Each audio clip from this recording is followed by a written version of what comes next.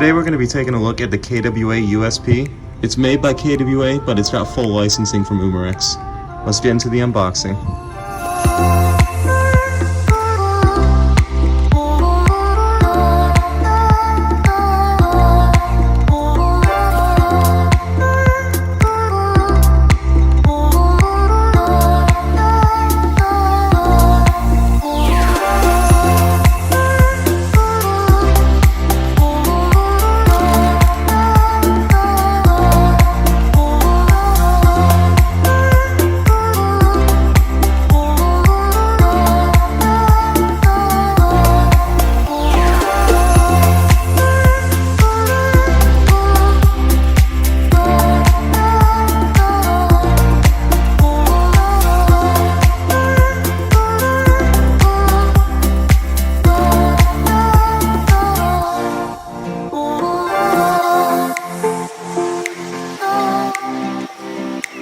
Now getting on to the review, we're going to start with the front of the gun.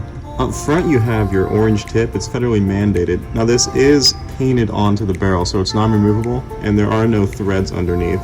So you're going to have to get a new outer barrel if you want to thread attachments to it. And the outer barrel is polymer. Underneath that you can see that there is a full-length stainless steel guide rod, which is pretty nice. Going back to the slide, this is an aluminum slide on a polymer frame. And on the slide there are your trademarks. It's licensed by Umarex. Even though it's made by KWA, Umarex owns the H&K licensing, so that's why you're able to get all of these H&K trademarks on here, and they look really good.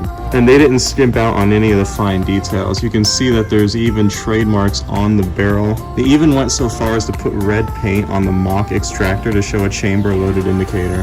That's pretty cool. Up top you have the 3-dot sights, and they do look really good. They don't glow in the dark, however, although that's not really a big deal to me. Going to the rear of the gun, you can see you have your exposed hammer, which does have texturing on top. And you can also see they have a bit of texturing on the side here, which is a really nice attention to detail. Going forward from that, you can see there's your safety and decocker. Up is safe. It prevents the gun from firing even when the hammer is back or forward. Middle is fire, and if you pull it down even more, you can see it activates your decocker, which lowers the hammer without firing the gun. And the spring in the decocker is really strong. It seems to want to bump up into safe whenever I use it if you don't ride the decocker back upward. So if you just use it normally and ride it back upward, there's no issues. But if you pull it down and let it go, it'll flick back up into safe, and that'll prevent the gun from firing. So that can be an issue if you're not careful. Going forward from that, you can see you have your slide lock or slide release, and it's a really wide slide lock. You can see there's plenty of room to get on there with your thumb, and you can see that it's not ambidextrous. Just like the safety, there are no controls on the right side of the gun. The only thing ambidextrous is the magazine release. Going to the mag release, you can see that it is the H&K style. Instead of being a button that you would push, you push this lever downwards instead. And that does allow you to drop the magazine free. Going up from that, you have your trigger, and it is a single or double action trigger. So you can see with double action, it's a long trigger pull. So you'd pull it all the way to the rear, and when it fires, slide would cycle, and then you got a short reset here. And then now that the hammer is in the rearward position, it's a single action trigger pull. Then it's a really short, crisp trigger pull.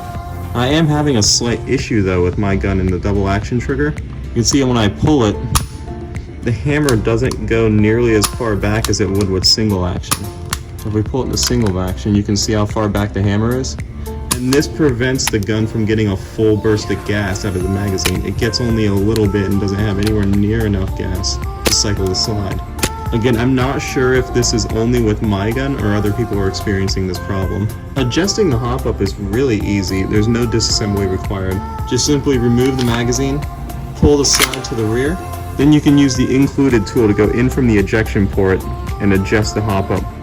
Now moving on from that, let's talk about the rail. Now this does have a proprietary rail, which means that you can't just directly mount Picatinny attachments. You have to get an adapter that adapts the H&K USP rail to a regular Picatinny rail. So if you're looking to mount attachments, be sure to give that some thought.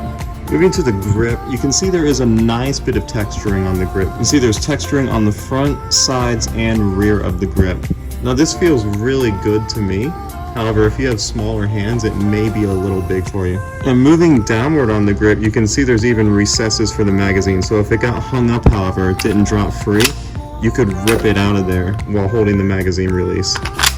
Now to use this secondary safety, all you'd have to do is remove the magazine, and you can see you have the safety right at the back of the grip there. All we have to do is take the key, rotate it 90 degrees, and now the slide is completely locked up. Rotating it back 90 degrees, you can now see that all function has been restored. Talking about the magazine, this is a 25 round magazine. It's full metal, and it even has metal feed loops, which I thought was a nice touch. And this magazine does have branding on it as well. You can see it's marked 45 caliber on the side, and even on the bottom, it has H&K trademarks. And this gun does use the KWA NS2 gas system. And with this gas system, I am able to get a full magazine worth of BBs no problem out of it. You can get about a magazine and a half to 2 full magazines before the gas starts to run out. And I would recommend topping it off with gas when you go to add more BBs to it. It's not quite as efficient as like some of the new systems from ICS, but it's still really good. Filling the magazine with gas is very simple. It's the same as any other gas blowback pistol. You just invert the magazine, go ahead and press down and hold for a good 5 seconds or so, and you should be good to go. And speaking of loading, let's go ahead and do that. This gun does have a really nice locking follower. Just pull it to the rear and it'll lock into place. And then you can just use a speed loader, or you can load it by hand. Now the BBs do fall quite nicely into the steel feed loops. Don't have to press them, they just bump right in there. This does have a capacity of 25 shots, so that is quite a lot. And when that mag's full, just go ahead and hit that button, and you're good to go.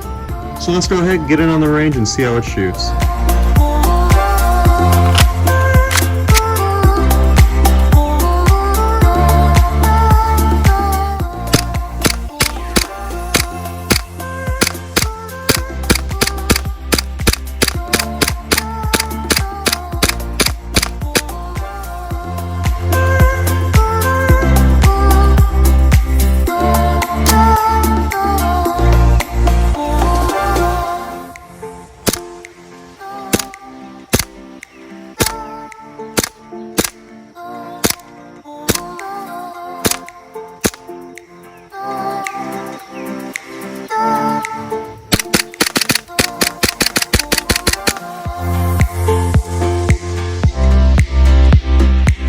I really do like how this gun shoots. After getting it on the range, you can see that it is pretty accurate, and that blowback action is nice and strong. Even though it has a full metal slide, it is a lightweight aluminum slide, so that allows it to cycle really quickly.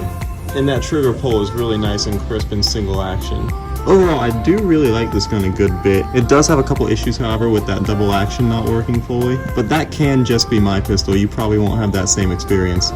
If you like the video, be sure to hit that like button. It really does help out with the algorithm. And if you want to see more videos like this, be sure to hit that subscribe button. So thank you for watching, and I hope you enjoyed.